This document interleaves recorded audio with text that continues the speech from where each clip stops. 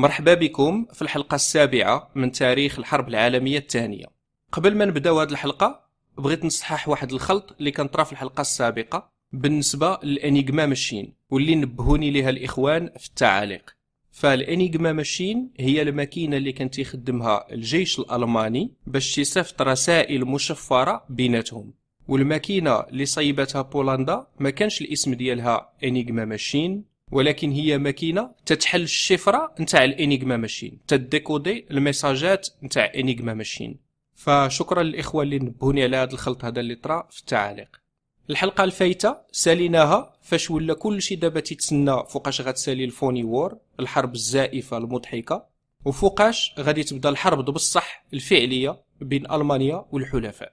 الفوني وور، الحرب الزائفه، غادي تسالى في افريل 1940 فاش بدا الجو تيتحسن شويه وبدا تيدخل الربيع.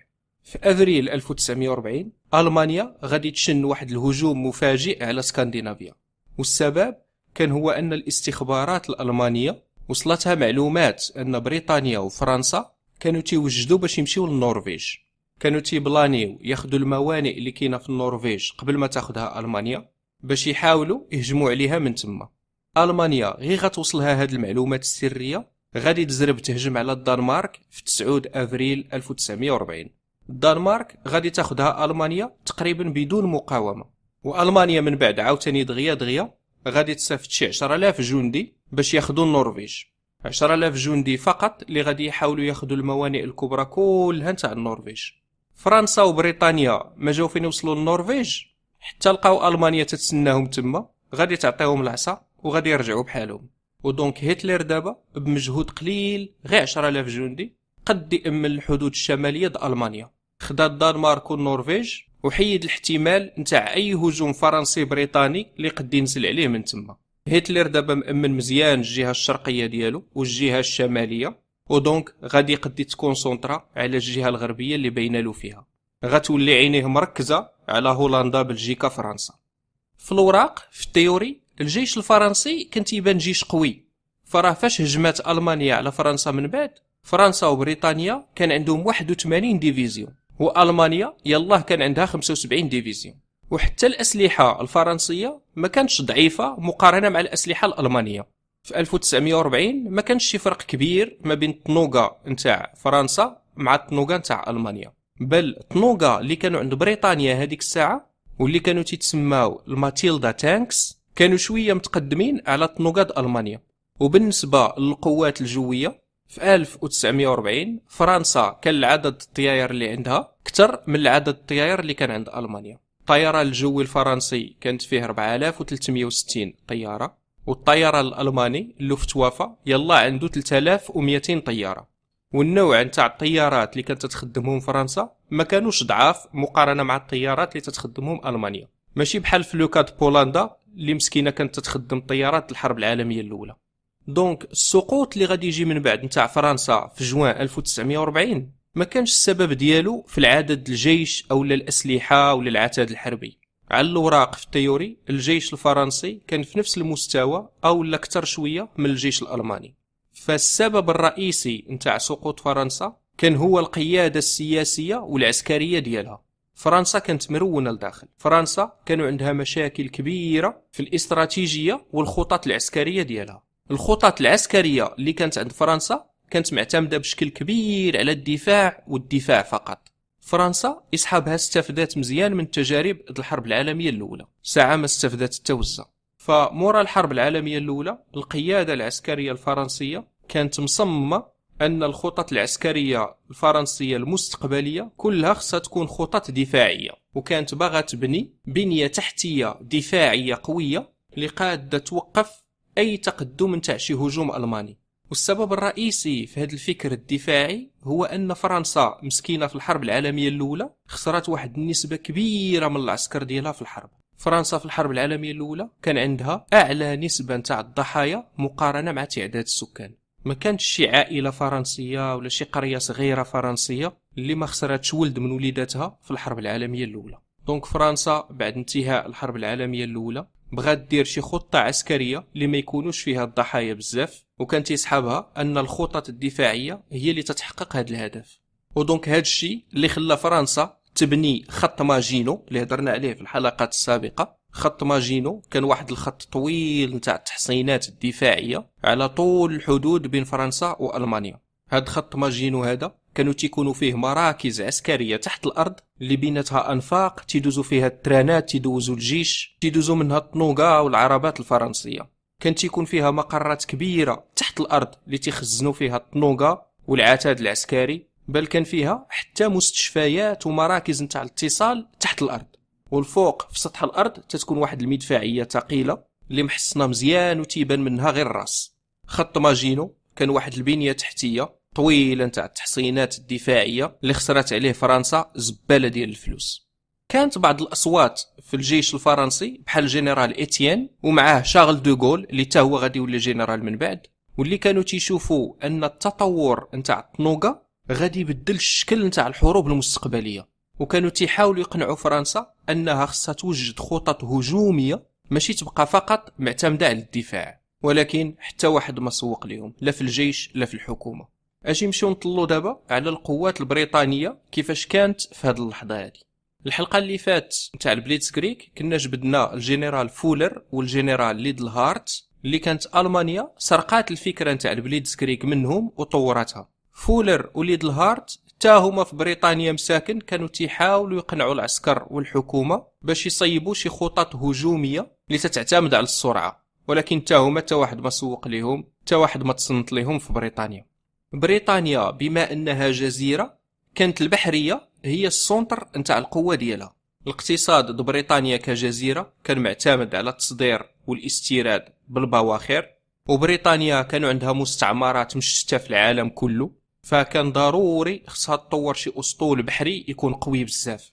اسطول بحري قوي اللي غادي يقد يحمي التجارة ديالهم، يحمي المستعمرات ديالهم، ويحمي جزيرة بريطانيا براسها حتى هي. دونك البحرية كانت ديما هي السونتر نتاع التفكير الحربي الاستراتيجي نتاع بريطانيا. الاقتصاد نتاع بريطانيا كان كلا العصا مزيان في الحرب العالمية الأولى، وهذا الشيء خلى بريطانيا في العهد نتاع تشامبرلين كما شفنا في الحلقات السابقة تتحاول تتفادى الحروب بأي طريقة ممكنة. بريطانيا باش تحافظ على الاقتصاد ديالها في العشرينات والثلاثينات ما كانش عندها شي برنامج كبير نتاع إعادة تسلح من بعد الحرب العالمية الأولى. ما كانوش باغيين يخصوا شي بيدجي كبير للجيش ضد الاقتصاد، والجيش الأرضي ما كانش مهم بزاف بالنسبة للخطط الدفاعية اللي عندهم مقارنة مع الأسطول البحري ولا مع الطيران الجوي.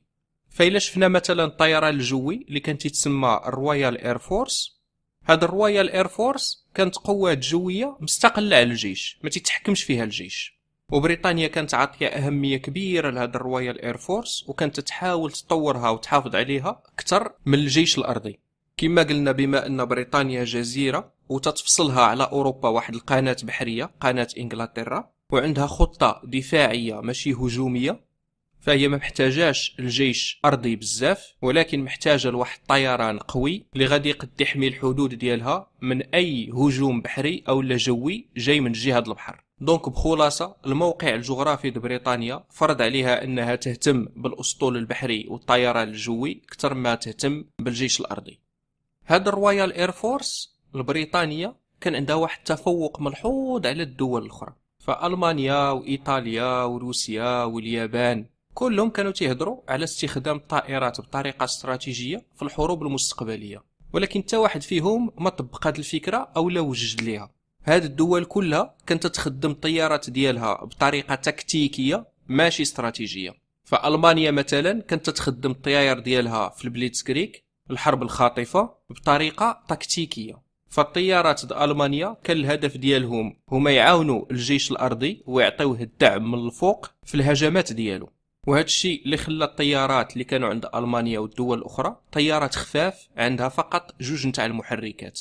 ولكن إلا مشينا شفنا بريطانيا من الجهة الأخرى في الثلاثينات بدأت تتصيب واحد النوع جديد نتاع الطيارات اللي الهدف ديالها هو التفجيرات الاستراتيجية. بداو تيصيبوا طيار اللي الهدف ديالها ماشي تعطي الدعم للجيش الأرضي، ولكن طائرات كبيرة ثقيلة عندها 4 المحركات ماشي 2 محركات بحال الدول الأخرى، واللي كانت تقد تهز حمولة كبيرة نتاع القنابل وتقدر تضرب واحد المسافة طويلة بوحدها. هاد الطائرات هذه تقد تطير بوحدها وتوصل حتى لدول العدوة ودير فيها تفجيرات استراتيجية، تفجر مصادر الطاقة مثلا أو البنية التحتية بحال القناطار والسكا وليزيتوروت وزيد. تقد تأتاكي المعامل والمصانع اللي معتمد عليها الجيش نتاع العدو في التسليح ديالو، أو لا تأتاكي المعامل والمصانع اللي معتمد عليها الاقتصاد نتاع الدولة العدو. وهاد القضية كانت ممكنة حيت مازال ما تتخدموش الرادارات. اشهر هاد الطائرات من هاد النوع اللي كانت تصيبها بريطانيا كان سميتها لانكاستر. دونك بريطانيا واخا كانت حتى هي عندها خطة دفاعية، ولكن كان عندها هاد النوع هذا نتاع الطائرات ب4 المحركات اللي قادة تشن هجومات استراتيجية على ارض العدو وتوصل لهم القنابل البريطانية بدون الحاجة للجيش الارضي. بريطانيا في نفس الوقت كانت تديفلوبي واحد النوع نتاع الطيارات الدفاعية، طيارات حتى هي صغيرة بجوج محركات نتاع المطاردة. واشهر هاد الانواع كانت وحده سميتها الهوريكين، وواحد الطيارات اخرين سميتهم سبيت فاير. هاد جوج الانواع الطيار غادي يكون عندهم واحد الدور كبير في واحد المعركة سميتها معركة بريطانيا اللي غادي نهضروا عليها من بعد في الحلقات الجاية.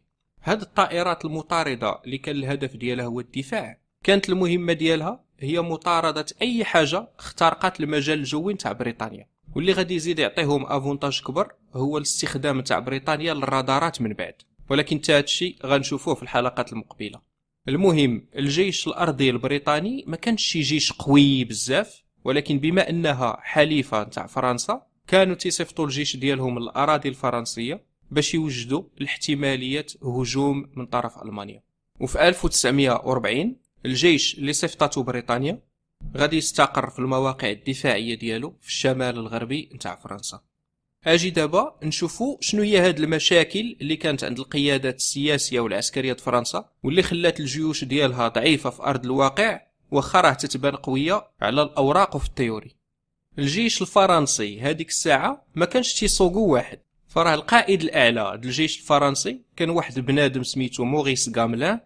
وهاد موريس غاملان غادي يفوض القيادة العسكرية للجيش اللي كاين في الشمال الشرقي د فرنسا لواحد القائد آخر، واحد الجنرال كان الاسم ديالو ألفونس جورج. دونك ولا عندنا تقسيم في الجيش الفرنسي، غاملان تيقود الجيش اللي كاين في الشمال الغربي، وألفونس جورج تيقود الجيش اللي كاين في الشمال الشرقي د فرنسا. هاد التقسيم هذا غادي يخلق بزاف نتاع الشوشرة في الجيش، وحتى التواصل ما غاديش يكون بيناتهم مزيان. واللي زاد الطين بلة هو ان غاملا وجورج ما كانوش تيحملوا بعضياتهم، والكومينيكاسيون بيناتهم كانت عيانه. واحد الحاجه اخرى اللي كانت تبين المشكله اللي كاينه في القيادات العسكريه الفرنسيه وهي ان الامور كلها كانت تمشي ثقيله، الثقافه عندهم نتاع لا زربه على صلاح. فمثلا المواصلات بين جورج وغاملا ما كانش تدار بالتليفون، كانوا تيتصافطوا بيناتهم البريات اللي تيديهم الفاكتور بالموتور ديالو، مصيبه. دونك هذا المشكل نتاع التقالات كان مشكل كبير في الجيش الفرنسي. القياده الفرنسيه مازال ما تتفهمش القيمه نتاع الوقت والقيمه نتاع السرعه. المانيا تديفلوبي خطه عسكريه مبازيه في الاساس على السرعه، البليتزكريغ، الحرب الخاطفه. والقياده العسكريه الفرنسيه حتى التليفون تيعجزوا يخدموه، قياده قديمه مازال خدامه بالمونطاليتي نتاع 1918. وهاد الروينة اللي كانت نايضة في الجيش الفرنسي كانت نايضة حتى وسط الحكومة. السياسة الفرنسية في الثلاثينات كانت عامرة مشاكل. في مارس 1940 دالاديي اللي كان في مؤتمر ميونخ اللي هضرنا عليها في حلقة سابقة غادي يعتزل، وغادي يجي موراه كوزير أول بول غينو. هاد بول غينو كان يتفاهم مزيان مع تشرشل، كان عندهم نفس التوجه الفكري، وحتى هو بحال تشرشل كان ديما ضد دالاديي في هذيك السياسه نتاع نديروا الخاطر لهتلر ياك ما يهديه الله. وكان كاعي على دالاديي بالنتيجه نتاع مؤتمر ميونخ اللي تعطات فيها السوديتنلاند في طبق من فضه لهتلر.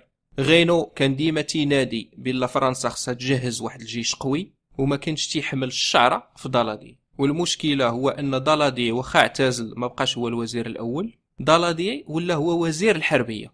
دونك فرنسا دابا في الواجهه السياسيه الوزير الاول ديالها والوزير نتاع الحربيه ما تيتحاملوش، ديما مدابزين. ومن الواجهه العسكريه القاده نتاع الجيش الغربي مع الجيش الشرقي ما تيتحاملوش بيناتهم، ديما مدابزين.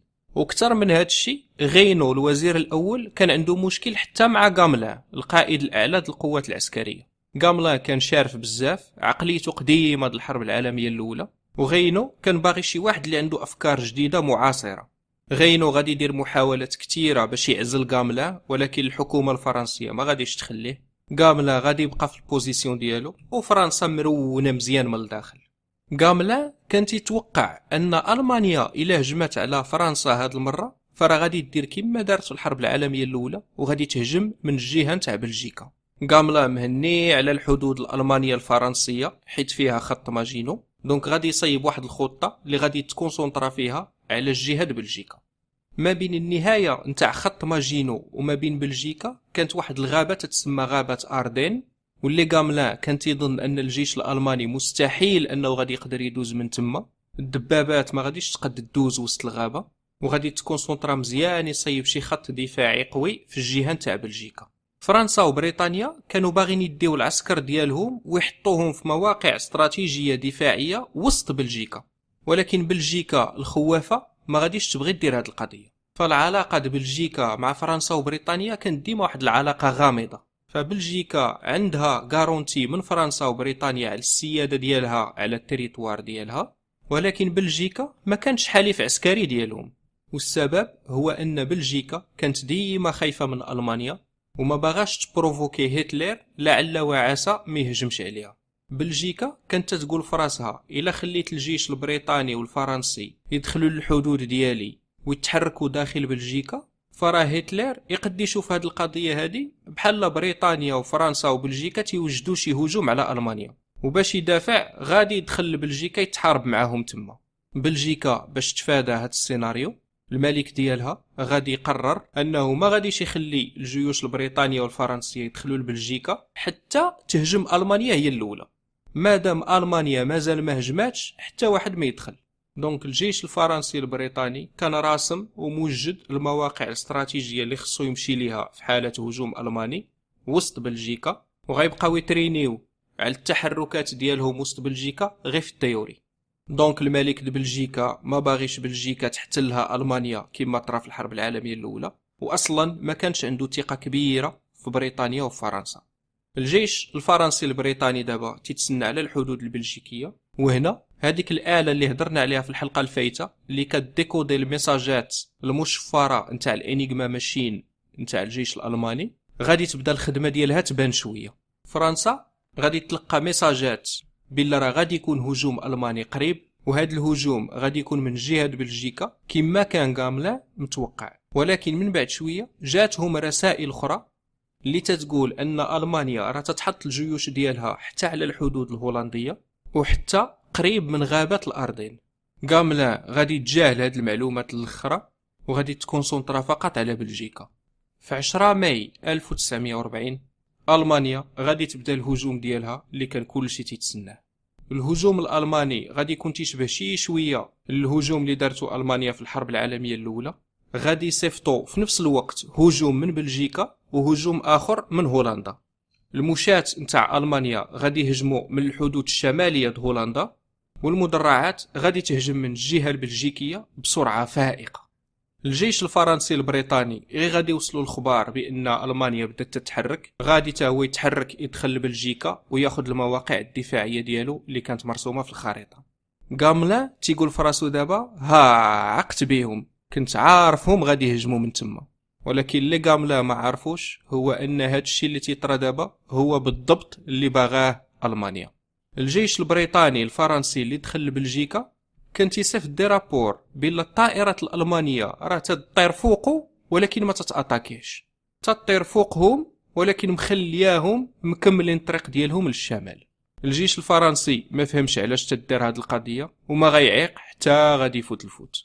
فالمانيا مخليه الجيش الفرنسي البريطاني طالع للشمال من جهه بلجيكا، وفي نفس الوقت المانيا غادي تصيفط واحد 3 نتاع لي ديفيزيون اللي كانوا تيتسناو حدا غابه الاردن، وغادي يدخلوا من تما بهذوك الطنوقه الالمانيه القويه اللي كانوا تيتسماو هذيك الساعه البانزرز، غادي يدخلوا من وسط غابه الاردن. الاحتمال اللي ما كانش غاملان تيفكر فيه تماما. غاملان كان تيسحبوا ان الجيش الالماني بالطنوقه ديالو مستحيل انهم يقدروا يدوزوا من الغابه الكثيفه د اردن، ولكن المانيا عارفه الجيش الفرنسي كيفاش تيفكر وغادي تحنتو.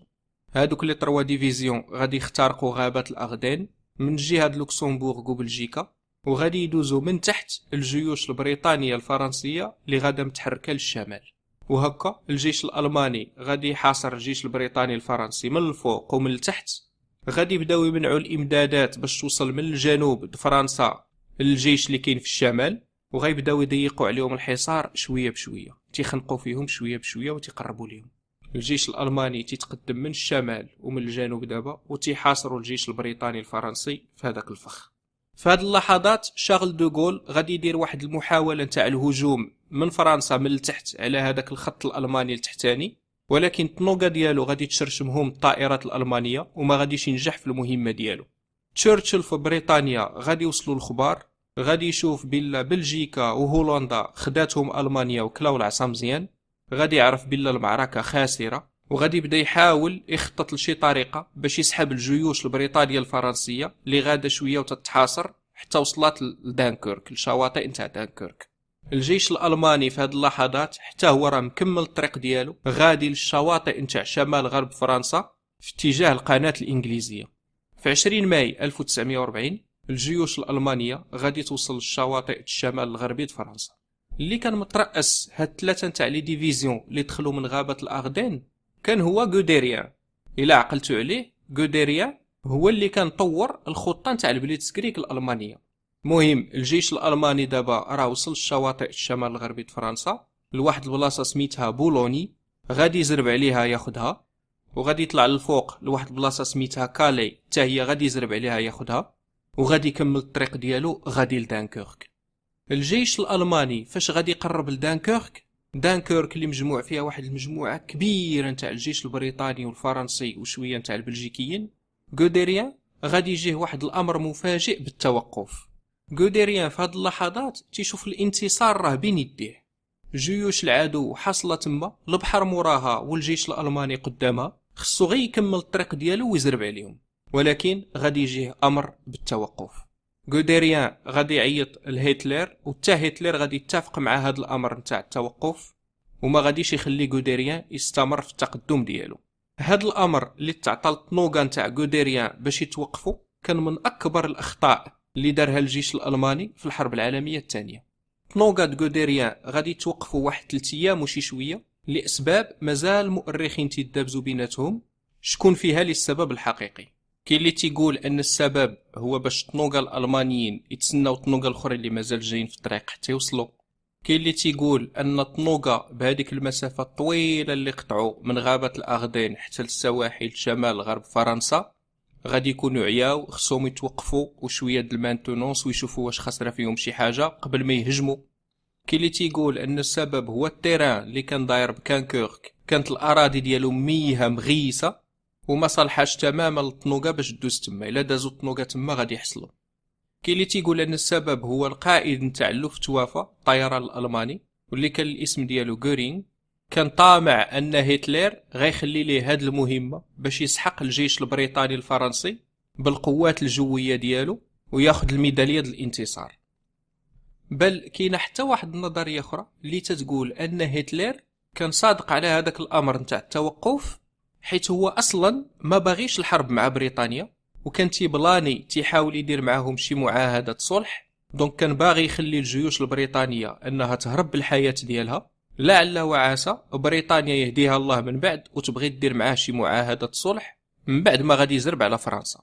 هتلر كما قلنا في الحلقات السابقه، الخطه اللي كانت تدور ليه في الراس ديالو ما كانش فيها هجوم على بريطانيا. السبب الحقيقي مازال ما معروفش بالضبط، ولكن المهم هو ان امر التوقف كان جا، والطنوقه نتاع غوديريان حبسوا 3 ايام. وهذه القضيه هي اللي عطات فرصه للحلفاء باش يصيبوا واحد الخط دفاعي على راسهم ويبداو واحد العمليه نتاع الاجلاء كبيره من دانكيرك. واحد العمليه نتاع الاجلاء اللي غتستمر من 26 ماي حتى ل 4 جوان. واحد العمليه ديال الاجلاء اللي كانت معجزه لوجستيكيه.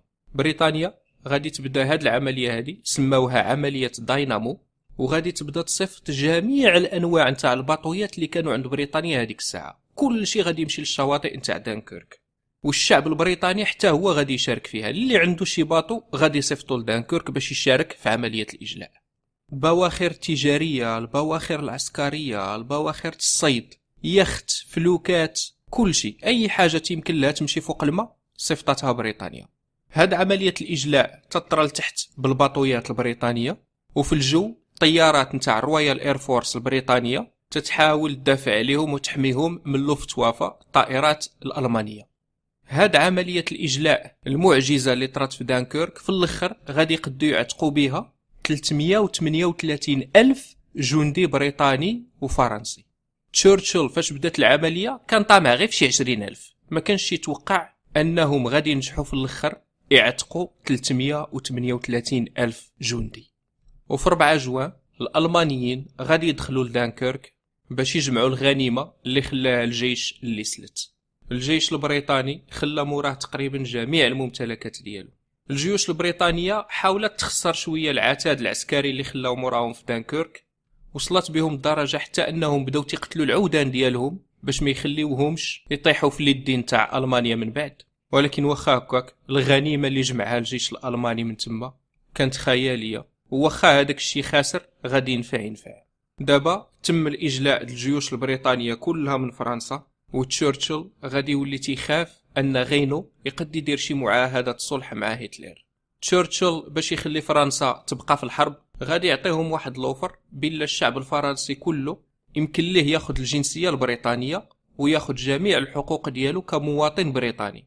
غينو غادي يوعد تشرشل بلا راه ما غاديش يسني شي معاهدة سلام مستقلة بدون بريطانيا مع ألمانيا، وغادي يوعدو بلا راه غادي يكمل المقاومة. غينو هنا غادي يجيب واحد الجنرال كان الاسم ديالو بيتان، اللي كان واحد البطل قومي فرنسي مشهور اثناء الحرب العالميه الاولى، وغادي يحطو كنائب نتاع رئيس الوزراء وسامبول نتاع المقاومه الفرنسيه. بيتان كان شارف في عمره 85 عام، ولكن الشعبيه ديالو في فرنسا غادي تقد تعطيهم الحماس باش يكملوا المقاومه. غينو عاوتاني غادي يربلاسي غاملان اللي كان اصلا ما تيحملوش، وغادي يجيب واحد الجنرال جديد، واحد الجنرال اللي كان الاسم ديالو فيغون، حتى هو كان شارف في السبعينات من العمر ديالو. وهذا الجنرال فيغون بدا تيصيب واحد الخط د المقاومه في الشمال باش يحمي به باريس. هذا الخط هذا نيت كاين تيتسمى عليه خط فيغون، ولكن هذه الخطه ديالو غادي تفشل. في 10 جوان 1940 فرنسا غادي تجيها واحد التصرفيقه مفاجئه عاوتاني. موسوليني ولد الذين في روما غادي يعلن حتى هو الحرب على فرنسا، غادي يطعنهم بموس في الظهر ديالهم. موسوليني بدا تيشوف ان فرنسا راه قريبه تطيح، وكان طامع حتى هو ياخذ شويه د الحصيصه من السقوط ديالها. فموسوليني غادي يستغل هذه الفرصه اللي فرنسا مازال ضعيفه تتحاول تروغروبي الجيش ديالها باش دير مقاومه ضد المانيا، وغادي يعلن عليهم الحرب من الجهه الايطاليه. موسوليني ما غاديش يهجم هذيك الساعه، غادي يتسنى الجيش الالماني يهرس هذاك الخط د المقاومه د فيغون ويكمل الزحف ديالو لباريس. في 14 يونيو 1940 الجيش الألماني غادي يدخل فعلا لباريس. باريس غادي تحل أمام الجيش الألماني باش يدخل بدون مقاومة، لعل وعسى هتلر ما يديرش ديك جرائم الحرب الشنيعة ديالو اللي دار في وارسو فاش قنبلها من الفوق. بيتان اللي جابو غينو باش يبعث الحماس في الشعب ويزرع فيهم روح المقاومة غادي يقول لهم راه خصنا نستسلموا ونديروا هدنة مع هتلر. وفي 16 يونيو 1940 في نفس القاطرة نتاع التران اللي كانت استسلمت فيها ألمانيا من بعد الحرب العالمية الأولى في 1918، هتلر ولد الذين باش يهين فرنسا غادي يجيب هذيك القاطرة نيت بنفسها، وفي وسطها غادي يسني الهدنة مع فرنسا وغادي يقبل الاستسلام ديالها.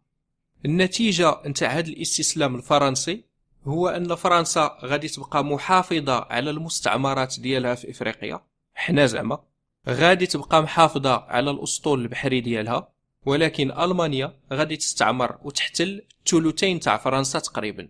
الجهة الغربية كلها تاع فرنسا غتاخدها ألمانيا، وغادي تصايب واحد الريجيم جديد في الأراضي الفرنسية اللي بقات فيما يسمى فيشي فرانس، اللي العاصمة ديالها غتولي دابا هي فيشي. في نفس الوقت موسوليني حتى هو غادي ياخد واحد شويه د الاراضي اللي جات على الحدود الفرنسيه الايطاليه، والمارشال بيتان اللي كان سنا الاستسلام غادي يحطوه هو رئيس الدوله الفرنسيه الجديده. شارل دوغول اللي كان ولا جنرال غادي يرفض تماما الاستسلام، غادي يرفض تماما هذاك التقسيم الجديد اللي طرا في فرنسا، ما غاديش يعترف به، غادي يهرب للندن وغادي يحاول يأسس حكومة جديدة ديالو تما من المنفى من لندن، وغادي يبدا يكون واحد الجيش فرنسي تما في بريطانيا على امل انه يقد يحرر فرنسا شي نهار. دونك في الاواخر نتاع جوان 1940 ادولف هتلر ولا هو السيد المطلق نتاع اوروبا. بريطانيا عتقات راسها على بونت بهذيك المعجزة الاجلاء اللي طرات في دانكيرك، ولكن اوروبا دابا تيدومينيها هتلر، شيء اللي ما كانش تيتصورو حتى في احلى الاحلام ديالو. هتلر دابا غادي يكون في الاوج نتاع الشعبيه ديالو، فاش غادي يرجع لألمانيا غادي يتعرض ليه الشعب الألماني فرحان تيهلل والورود في الطريق، كل شيء تينقز بالفرحة. فهتلر دابا ولا تيحس براسو هو سيد الكون، قد يحقق غير في 35 يوم هذاك الشيء اللي ما قداتش ألمانيا تحققه في مدة 4 سنين في الحرب العالمية الأولى. كاينه واحد لاسين مشهورة تتورينا هتلر بالفرحة العارمة ديالو من بعد الاستسلام لفرنسا، ناشط تيضحك وتيضرب بيديه على ركبته. هتلر تيدوز أسعد نهار في حياته في نفس الوقت اللي أوروبا تدوز أسود نهار في التاريخ ديالها.